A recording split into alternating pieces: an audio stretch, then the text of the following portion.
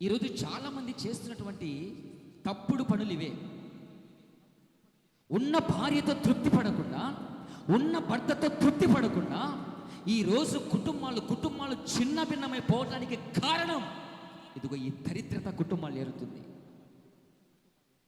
ఈ శాపం రోగాలు ఏలుతుంది. దేవుడు ఏదైతే వద్దు అన్నాడో సాతాను అపవాది అదే నీతో చేపేస్తుంది.